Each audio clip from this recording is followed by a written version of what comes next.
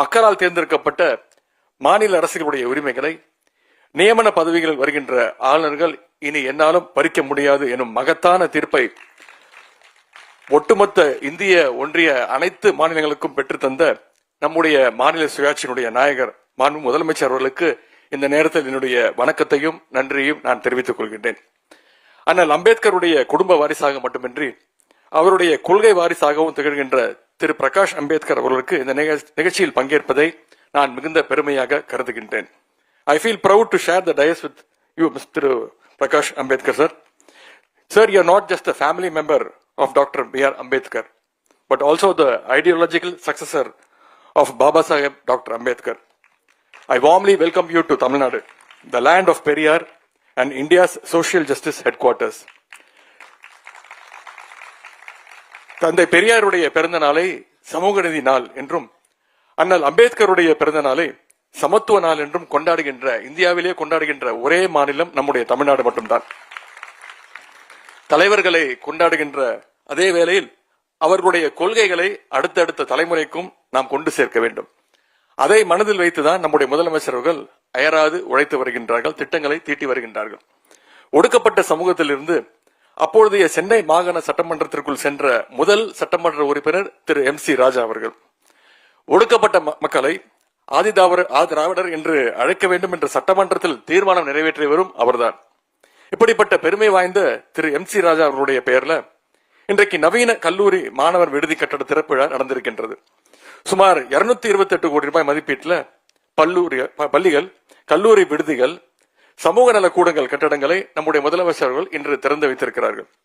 அதேபோல் பழங்குடியினர் 1000 பேருக்கு குடியிருப்புகளையும் நம்முடைய முதலமைச்சர்கள் திறந்து வைத்திருக்கிறார்கள். அது மட்டுமல்ல, 50,000 பட்டியல் பழங்குடியின பயனாளிகளுக்கு 301 கோடி ரூபாய் மதிப்பீட்டில் நலத்திட்ட உதவிகளை முதலமைச்சர் அவர்கள் வழங்கியிருக்கிறார்கள்.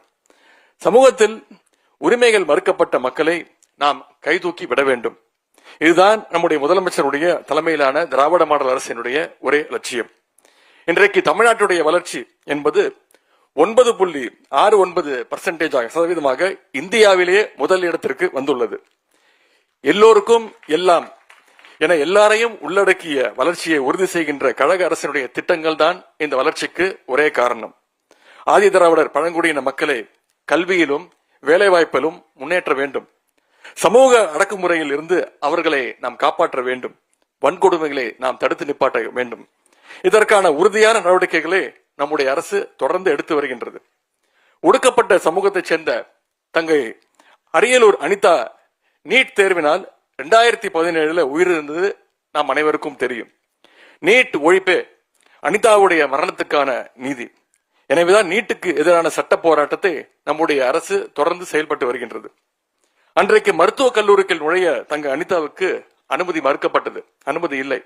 ஆனால் இன்றைக்கு அனிதா பிறந்த அதே அரியலூரில் மருத்துவக் கல்லூரி அரங்கத்திற்கு அவருடைய பெயரை சூட்டி அழகு பார்த்தது நம்முடைய திராவிட மாடல் அரசு, நம்முடைய முதலமைச்சர் அவர்கள். இதற்கு பெயர்தான் சமூக நீதி.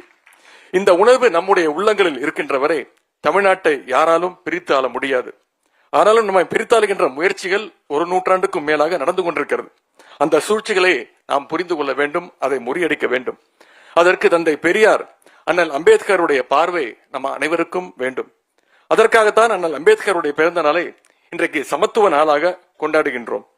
முத்தமிழ் கலைஞர் அவர்கள் இந்தியாவிலேயே முதன்முறையாக சென்னை சட்ட பல்கலைக்கழகத்திற்கு அண்ணல் அம்பேத்கருடைய பெயரை சூட்டி அழகு பார்த்தார்கள். அம்பேத்கருக்கு சென்னையில மணிமண்டபம் கட்டியதும் நம்முடைய முத்தமிழ் கலைஞர் அவர்கள் தான். இன்றைக்கு கலைஞர் வழியில அம்பேத்கருடைய லட்சியங்களை உயர்த்தி பிடித்துக் கொண்டிருப்பவர் தான் நம்முடைய முதலமைச்சர் அவர்கள். பட்டியலின பழங்குடியின மக்கள் சமூக ரீதியாக விடுதலை பெற வேண்டும். அது மட்டுமல்ல, பொருளாதார விடுதலையும் அவர்கள் அடைய வேண்டும். அதற்காகத்தான் அம்பேத்கர் தொழில் முன்னோடிகள் திட்டம் போன்ற திட்டங்களை நம்முடைய முதலமைச்சர் அவர்கள் செயல்படுத்தி வருகின்றார்கள். பட்டியல பழங்குடியின மக்களுடைய ஒட்டுமொத்த வளர்ச்சிக்காகவும் ஏராளமான திட்டங்களை செயல்படுத்தி வருகிறது நம்முடைய அரசு. அதற்கு ஒரு சிறந்த உதாரணம் தான் இன்றைக்கு நடந்திருக்கக்கூடிய இந்த நிகழ்ச்சி.